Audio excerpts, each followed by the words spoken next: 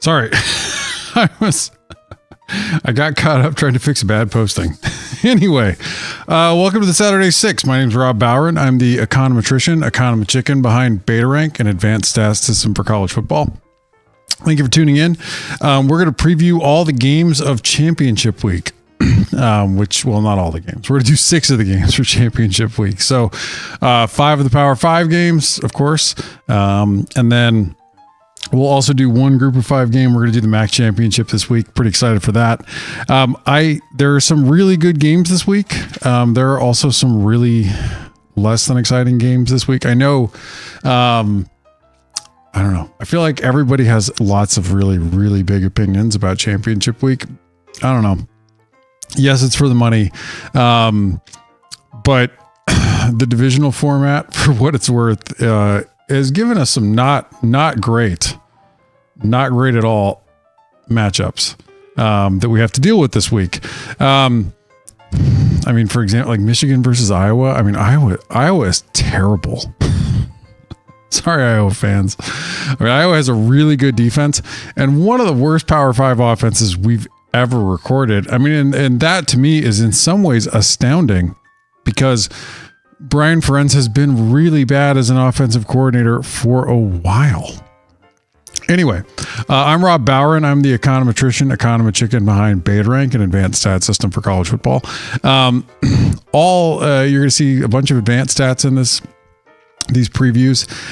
They all control for at least opponent, field position, and tempo. We get data from the same folks that provide data to the College Football Playoff Committee and then do some fancy math on it. I generally try to keep in the previews, run it through about 5 minutes a game. I have a timer. I sometimes actually hit the timer. It's not bad. But what you're going to see, if this is your first time tuning in, is what you're going to see is us walking through sort of what teams' advantages are from an advanced stats perspective. Advantages and weaknesses, really. But this should, like I said, there are a couple of really good games in here. Some games that are likely to be close. Some, at least one of the games we don't expect to be close probably will be, which should be fun for the week, I think. But really should be one of the last really, I mean, like it's hard to believe we're going to come very much on the other side of what college football will be next year, playoff, the conference realignment that's coming, the death of the Pac-12. That's all coming next season. This is in a lot of ways like the last season for college football, as a lot of us really know it. And so it's going to be very, very different, a very different landscape next season. I don't know. I would say let's enjoy it, right? Like the last ride of the Pac-12, the last Pac-12 conference game, like their last regular season it was a very Pac-12 game between Cal and UCLA. But we're going to get to see, a Washington team that's been struggling against an Oregon team that is absolutely, like thriving, is hitting on all cylinders currently right now. So, yeah. Anyway, let's go ahead and hop in. There's no outstanding news otherwise to talk about or anything.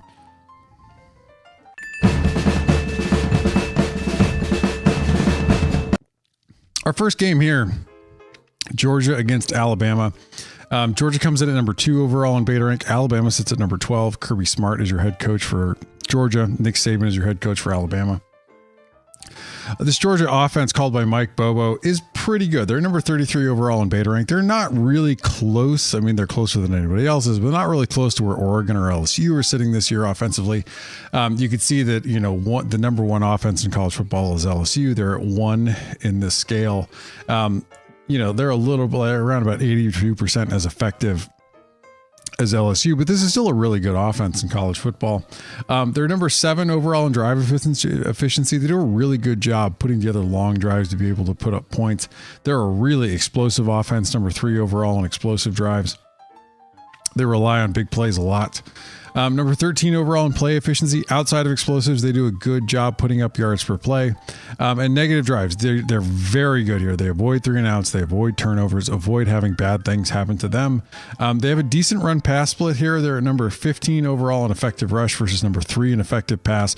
They definitely lean into throwing the football. That's something to keep an eye on here. I think that as we flip it over to the other side, It'll be interesting to see if Alabama does Georgia does try to run the ball a little bit more here, but it's not something they generally lean into as much. Carson Beck is your quarterback here, 72.44 completion percentage, 9.4 per. Kevin Steele is your defensive coordinator here, or Travaris Robinson, depending on whether you want to believe Lane Kiffin or not. They're number 12 overall. This is a bit of a fall off from where they were last season. They're number 30 overall in drive efficiency. They struggle a bit here. Teams have been able to put together long drives to put up points against them. Something to keep an eye on is whether Georgia's able to sustain drives. Alabama does a much better job, though, at limiting big plays. Number 9 overall in containing explosive drives. They're pretty good at play. It's the least important of the core 4 beta rank metrics, but their play efficiency numbers are solid. Number 5 overall. Number 15 overall in negative drives. These are, their negative drives and drive efficiency are something they could certainly improve overall on. They're at number 15 here. They don't force as many 3 and outs and as many turnovers as you really like. They are really struggling to contain the run game at number 42 overall in effective rush, but number 4 overall in effective pass. In some ways, this Georgia offense is a good matchup for Alabama, given how much Georgia's going to want to throw the football. It'll be an interesting one to see whether that really works out, I think, in Alabama's favor, or whether Georgia is able to lean into the run, where Alabama is more susceptible. Now you flip it around, this Alabama offense, Tommy Rees is your offensive coordinator. I don't think he's done a great job. I was shocked he made it as a finalist of the Broyles Award. Being at 18 overall with Alabama is a real indictment, I think, of your play calling. They certainly have a ton of talent. Even if you have decided that there's a talent fall off, there's still way too much talent to be here at number 18 overall. They're number 15 overall in drive efficiency. They do a decent job putting together long drives to put up points. 17 overall in explosive drives. Again, they do a decent job finding ways to put up big plays to put up points. They're all right at play efficiency as well. Number 18 overall. I mean, most of these metrics are falling. You see a sense of common theme. They're pretty all right in most of their offensive metrics. Number 18 overall in play efficiency outside of explosives. They have a decent yards per play. Not great at negative drives. Number 31 overall here. Too many 3 and outs. Too many turnovers. Now, what's interesting here is they have a pretty big run-pass split. They run the ball very effectively. Number 9 overall in effective rush versus 39 in effective pass. Jalen Milroe is your quarterback. He's definitely added something in the passing game. 66.4% completion percentage, 10.6 per. He keys off the run game and is able to get the ball down the field. They get a Georgia defense under Glenn Schumann that is pretty good. I mean, they've obviously taken a step back from where they were 2 years ago when they were one of the best defenses we've ever measured. They were still really good last season. This is a pretty substantial step back. The personnel losses eventually catch up with you. Number 11 overall, they're at number 7 in drive efficiency. They do a pretty good job limiting long drives, limiting teams putting up big play or being able to sustain drives against them. Number 11 in explosive drives. They do a pretty good job here, limiting big plays. 12 overall in play efficiency. Again, this is a decent number for them outside of explosives, limiting the yards per play. They don't force a ton of 3 and outs and turnovers, relatively speaking, sitting at number 20 overall here. They have a big run pass split of their own. They're number 27 overall in effective rush versus number 9 in effective pass. Just like on the other side, we said this might be a good matchup for Alabama with their defense and how well they defend the pass. This might be a good matchup for Alabama's offense, considering how much they like to run the ball and how Georgia struggled a little bit defending the run. We've got this Georgia with an 84% win probability, 12.44 in the naive spread, which has been high most of this season because of the changes in the rules. But we do have this much closer in the predicted score. Georgia 33.59 to 29.52 for Alabama, about 4 points, which is where it opened with the opening line.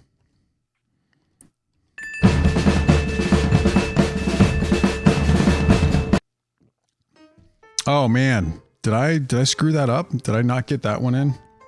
I didn't. Apologies, Florida State and Louisville. I did not get the right video in there beforehand. Anyway,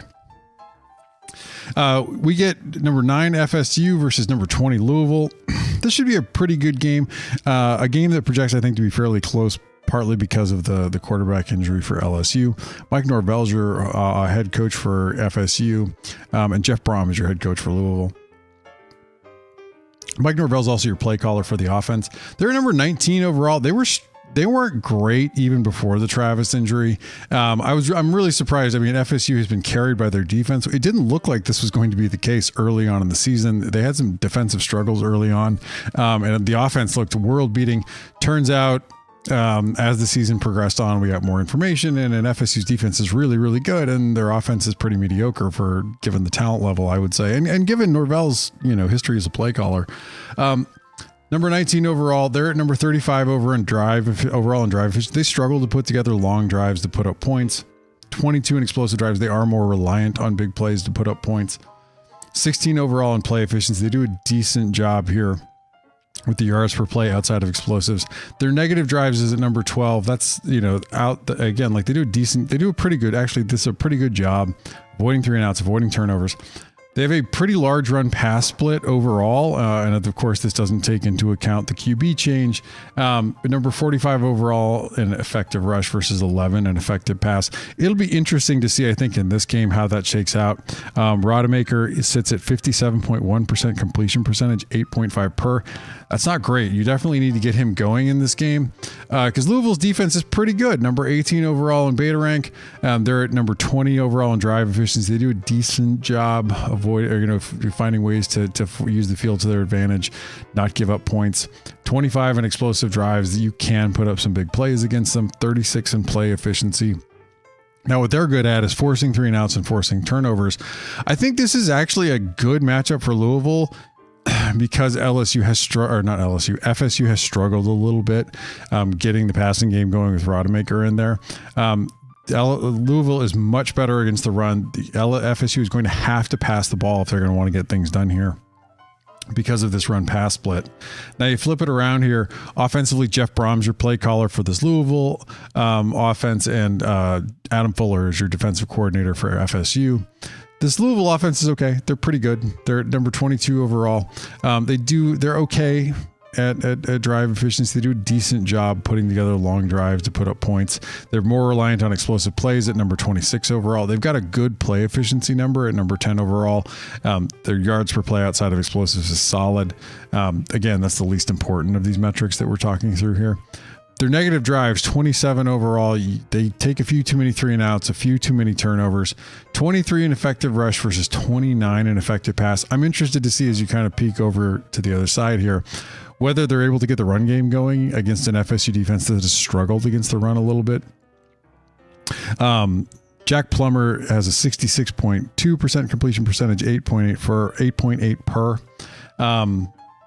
Neither of these quarterbacks are exactly lighting it up, but Plummer at least has the completion percentage and the yards downfield that you like to see out of quarterbacks these days.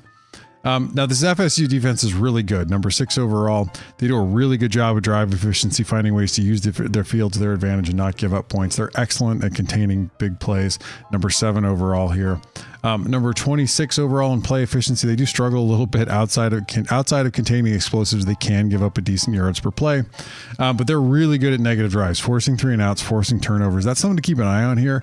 One of the things this defense does well versus what Louisville does not do well, but they do have a decent run pass split here. We've talked about this a little bit. Number 20 overall in effective rush versus number 5 in effective pass. I'm just interested to see if Louisville can get the run game going a little bit. If they can, it might open things up. FSU is a little more susceptible if you can throw the football around and are willing to stick with it. We've got this at FSU with a 71% win probability here. Now the naive spread is only 6.33, and the predicted score is 24.68 to 21.65. I was actually that's about where it opened up with Vegas at about 3 points. I was a little surprised. Given that beta rank is a little it is a little more behind where it comes to handling injuries than Vegas should be. And it's factoring in Jordan Travis in a lot of this data. There's a decent upset chance here in this game, I would say.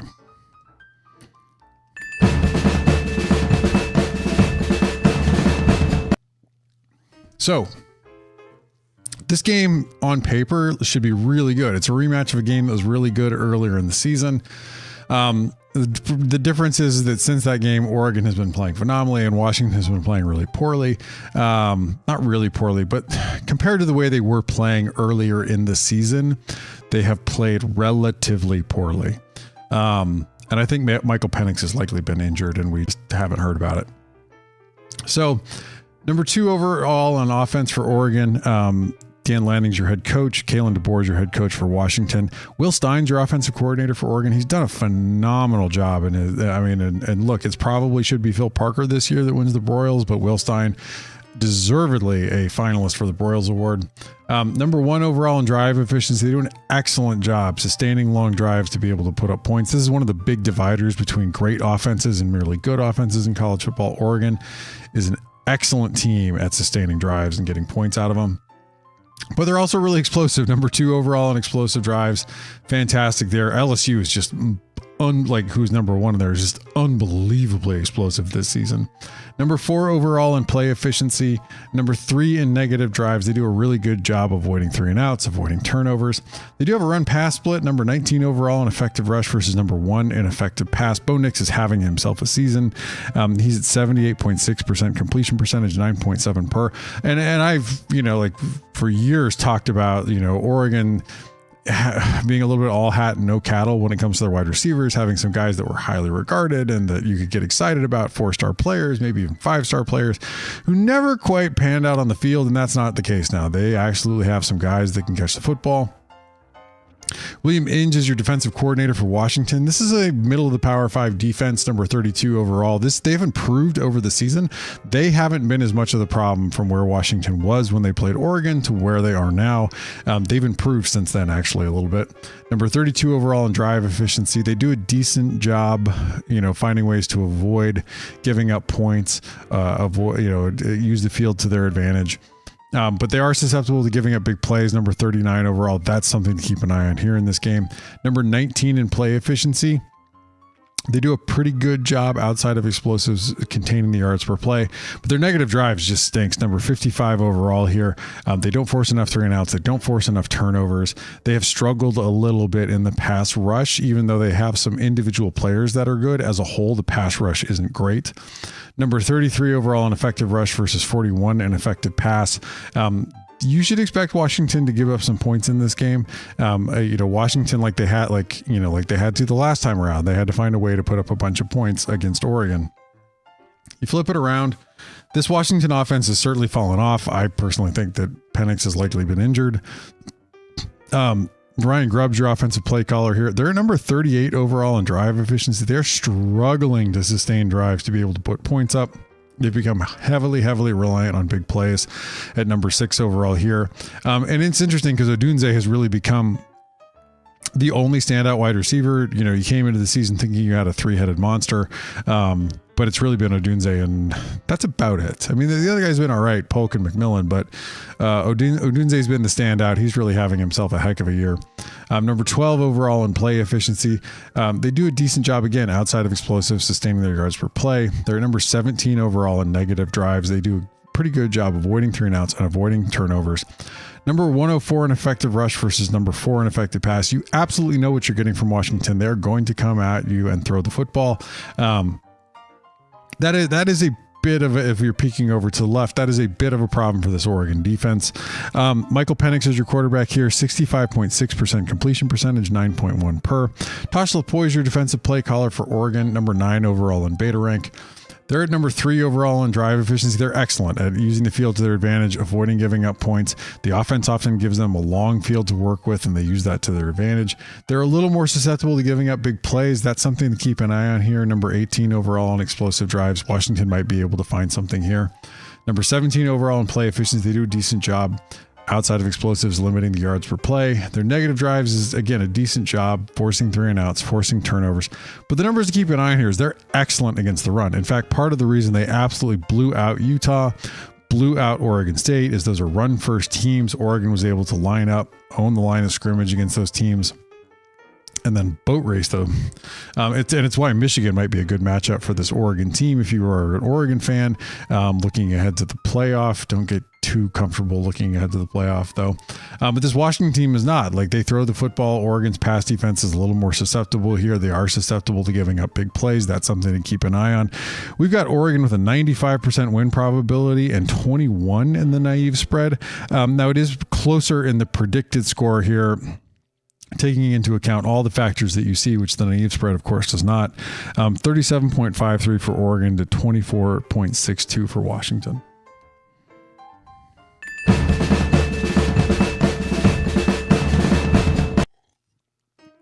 Yeah, I don't like Texas dodged a bullet with Oklahoma State holding on to win, and they dodged a bullet, and that like Texas did not play Oklahoma again because Oklahoma State's not all that good.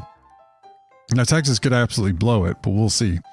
So this is number 10 Texas versus number 48 Oklahoma State. Steve Sarkisian is your head coach for Texas. Mike Gundy, of course, is your head coach for Oklahoma State.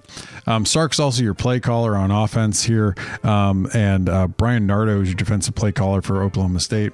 This Texas offense, I do want to call out, of course, Ewers has been injured. They fell back a bit from where they were. When Ewers was in, they were tracking in the 14-15 range offensively. That's still not great, I think, considering all the talent that they have, and that Sark is your play caller.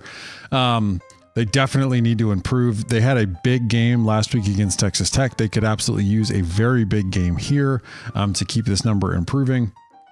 But they have primarily struggled this season with both Ewers and Murphy, and at quarterback, 87 overall in drive efficiency. They're struggling to sustain drives. Some of this is execution. Some of this is play calling. Some of this is quarterback play. They simply need to do a better job being able to sustain drives. Number 20 overall in explosive drives. They do rely more on big plays here. I do think this offense is better with Ewers in, so we'll see what they're like this week. Number 21 overall in play efficiency. They do a decent job outside of explosives, maintaining their yards per play. They do a superb job here at negative drives, avoiding 3 and outs, avoiding turnovers. Number 9 overall. Not a big run pass split here, but with Ewers, I do expect them to lean into throwing the football a bit more.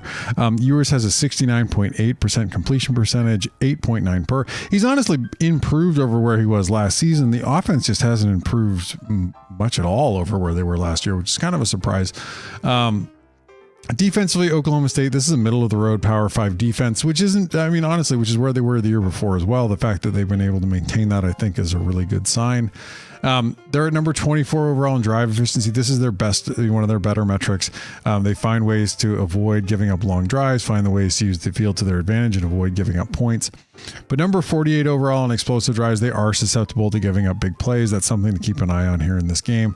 Their play efficiency stinks. Outside of explosives, they are giving up a hefty yards per play. And their negative drives, 27 is pretty. This is a pretty good number for them, forcing 3 and outs, forcing turnovers. This is a really this defense is really leaning into the run. They're an excellent run defense, number 3 overall in effective rush. They are struggling against the pass. I expect to see Texas throw the ball against them, open things up with Ewers at quarterback. They should be able to find a way to put up some points against this Oklahoma State defense. Offensively, they're really struggling. 57 overall. This is a bad Power 5 offense. Casey Dunn's your offensive play caller here. Pete Kwiatkowski is your defensive play caller for Texas. 121 in drive efficiency. They absolutely are struggling putting together drives to be able to put up points. 41 overall in explosive drives. They're more reliant on big plays, and that definitely works to their advantage. Number 31 in drive and play efficiency outside of explosives. Again, like compared to 121, that's an amazing number at their yards per play outside of explosives. And they do a decent job avoiding 3 and outs and avoiding turnovers. They have a pretty sizable run pass split, 77 in effective rush versus 43 in effective pass. They're going to look to throw the football around. Alan Bowman's your quarterback here, 59.9% completion percentage, 6.8 per. That's not where you want to be. You want in modern college football, you want to be closer to 65% completion percentage or better. And you want to be getting the football more down the field in the 8 or 9 range in yards per pass. This Texas defense at number 4 overall under Kwiatkowski has been excellent all year. They're number 1 in drive efficiency. They're excellent at finding ways to avoid giving up long drives, finding ways to get off the field, not give up points. Now they are a little more susceptible to big plays. That's something to keep an eye on here since Oklahoma State is reliant on big plays. Number 17 overall here. They could give up a big play or two to Oklahoma State, which is interesting to see Texas's explosive drives here, considering the way Kwiatkowski used to organize his offenses at Washington or defenses at Washington with that 2 very high safety look to avoid giving up big plays. They often gave up something in drive efficiency to avoid giving up big plays. Not this defense. Number 9 overall in play efficiency. They do a good job outside of explosive, limiting the yards per play and forcing 3 and outs and turnovers. Very, very solid number here. Number 6 overall. It'd be interesting to see if they're able to put Oklahoma State really behind the 8 ball. Number 2 in effective rush versus number 9 in effective pass. Texas has a significant advantage in this game. We've got them with an 88% win probability, 16.11 in the naive spread, and actually more than that in the predicted score. Some of that is that Oklahoma State's pass defense is so bad. 37.23 for Texas to 19.54 for Oklahoma State.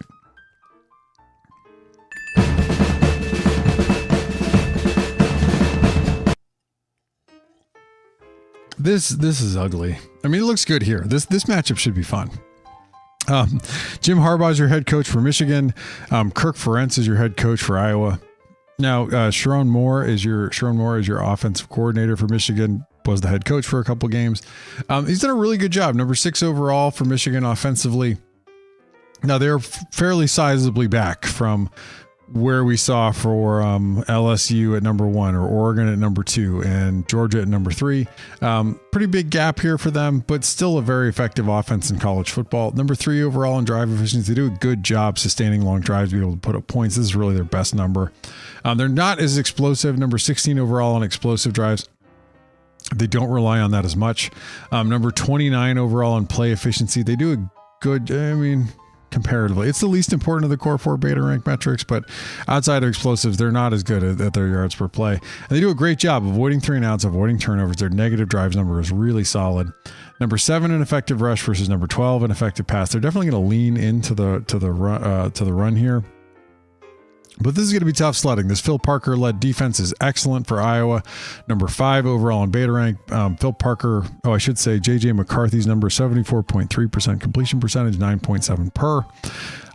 Phil Parker has to get tired at some point of his back has to get sore from carrying Kirk Ferentz while he has employed his goofball son as the offensive coordinator. But Parker's done another phenomenal job here. Now they are susceptible to giving up long drives to put up points. Number 35 overall in drive efficiency, but they're excellent. They do a great job limiting big plays. Something to keep an eye on here is they're going to make Michigan work for it, because they're not going to give up big plays. Now, that's not to say Michigan won't put up points. They likely will. Number 3 overall in play efficiency outside of explosives. They do a great job limiting yards per play. They're number 9 in negative drives. They force a lot of 3 and outs. They force a lot of turnovers. Number 13 in effective rush versus number 3 in effective pass. They are a really good pass defense. That's going to be something to keep an eye on. And if they can also stone Michigan a bit in the run game, that's going to certainly hurt Michigan, I think, in this game. But you flip it around, and this is where it gets just ugly. Oh, buddy, Brian Ferentz is your offensive coordinator. He's put together some bad years in the past, sometimes having offenses in the 40s and 50s or lower, but 124 is an achievement with a Power 5 roster. That is a remarkable achievement in a lot of very negative ways. They're at number 89 overall in drive efficiency. This is what they do best. They do best at being able to sustain drives, to be able to put up points. They're at 123 overall in explosive drives. That's a really bad number. Number 121 in play efficiency outside of explosives. They do a horrible job putting up yards per play. And their negative drives, too many 3 and outs, too many turnovers. There's not a lot to really hang your hat on here. 99 overall in effective rush versus 124 in effective pass. They definitely look to run the football first. Who do we have here? Deacon Hill is your quarterback. 48.3% completion percentage, 4.9 per. Whew, that's rough. Jesse Minter is your defensive coordinator for Michigan. They're number 8 overall. Now they are sort of like what you might have expected from Kwiatkowski's defense at Texas. They sacrifice a bit in drive efficiency. You can put together long drives to put up points against them, but they do an excellent job locking down big plays, avoiding giving up the big plays for points. Number 3 overall. Outside of explosives, they do a decent job limiting their yards per play. Number 2 overall here. They're number 10 overall in negative drives. They do a really good job forcing 3 and outs, forcing turnovers. Number 5 in effective rush versus number 11 in effective pass. I think they do a really good. This is not. I was going to need a turnover from Michigan or something fortuitous to happen, likely in order to be able to put up a touchdown in this game. This is a really tough matchup. They're likely going to have bad field possession most of the game. But my guess is that they're going to limit possessions here, and Michigan may not be able to run up the score, and they won't care. Michigan's in if they win no matter what. Michigan's got a 98% win probability. They're favored in the naive spread, 24.5, but the predicted score is 23.13 to 10.61, giving a real indication of how slow I think the predicted score expects this game to be. It's only got a total of 30. In the game. So Vegas is basically expecting Iowa to kick 2 field goals.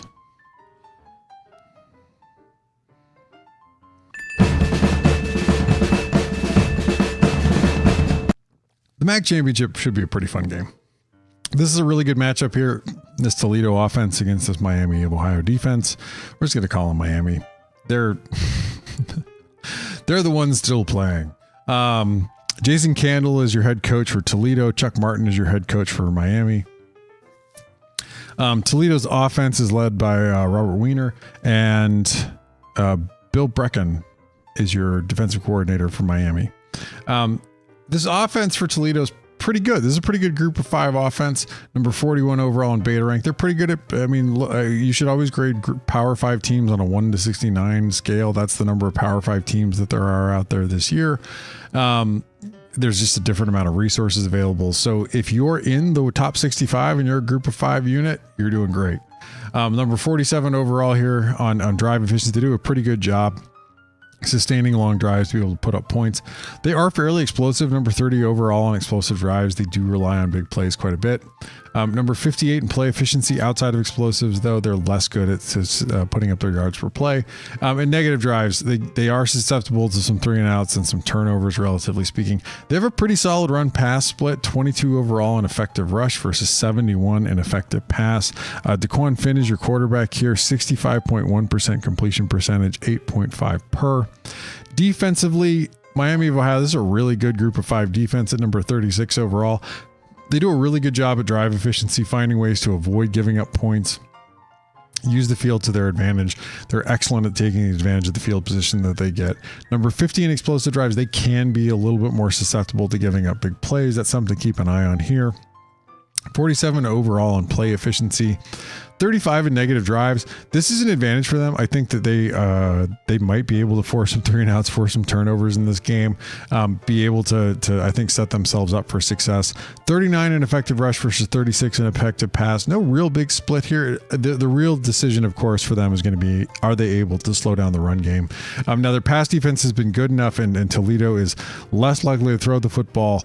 They might be able to bring some extra guys into the box and not get too burned on it. You flip it around offensively, Miami struggled since Gabbert got hurt. They're at 107 offensively. That's not a terrible number for a group of 5, but it's definitely like on the wrong side of the middle of a group of 5 offense. Pat Welsh is your offensive play caller here. They're number 90 overall at drive efficiency. They're all right-ish on being able to sustain long drives to be able to put up points. They're at 100 overall in explosive drives. They're not a terribly explosive offense here. 104 in play efficiency. 117 in negative drives. That's a big watch out for them. Too many 3 and outs, too many turnovers. Look, this is absolutely defense-led team for Miami, going against a far more balanced Toledo squad. 85 in effective rush versus 110 in effective pass. They're going to look to run the football, particularly since Gabbert's been out. Avion Smith is your quarterback here, 52.5% completion percentage, 6.6 per.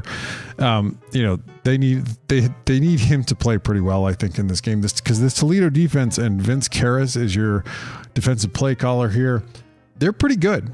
55 overall is a good group of 5 defense. There, it's 36 in drive efficiency. They do a good job finding ways to use the field position that their offense often gives them to their advantage and not give up points. 61 overall in explosive drives.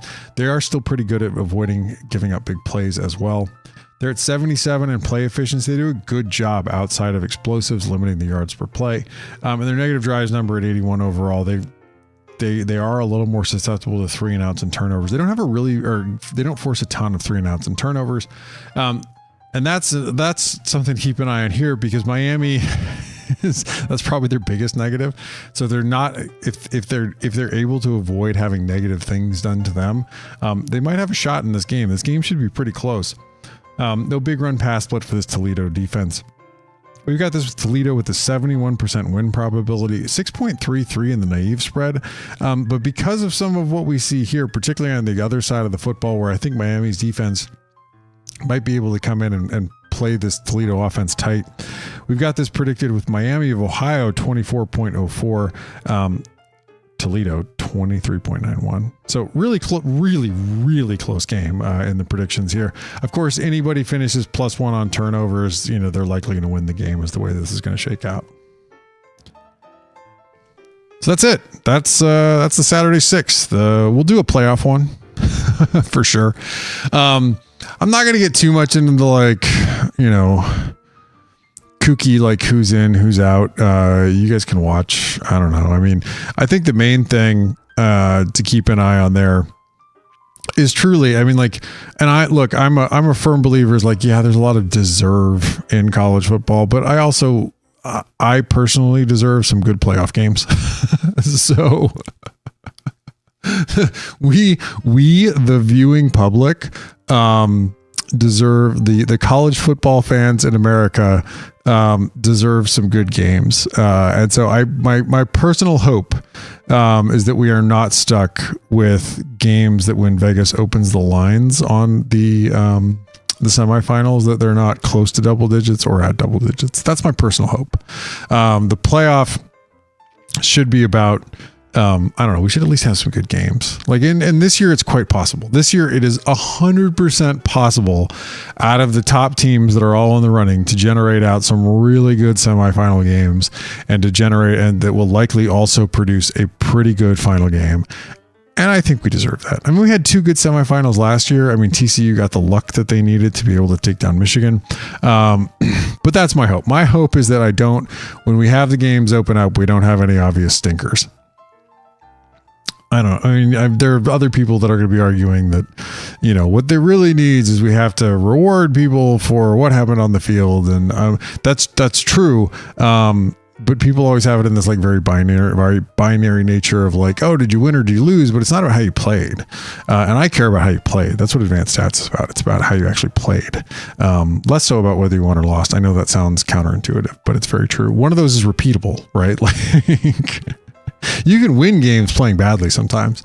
But playing badly is quite predictive that you will play badly in the future when you will likely not win the next couple of games. Playing well, even if you lose, is quite predictive of playing well in the future, and you might win some games. Yeah. Anyway, that's it. We've got through.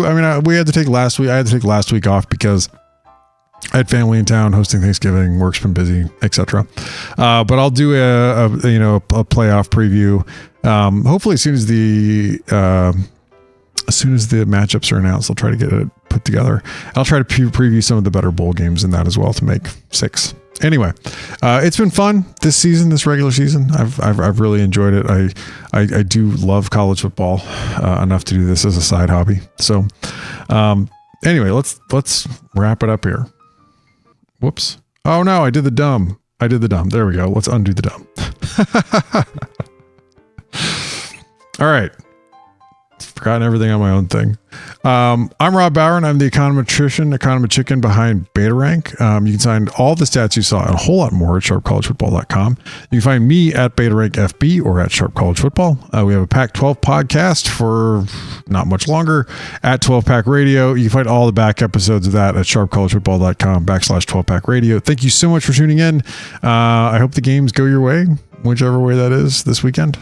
And we'll see you when I do this next time for the